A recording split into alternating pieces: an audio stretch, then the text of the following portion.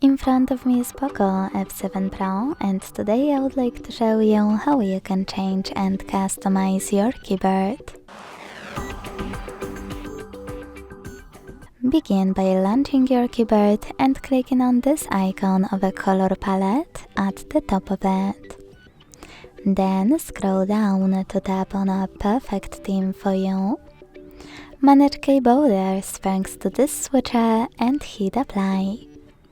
To customize it though, click on the same icon and this time use this plus under my themes.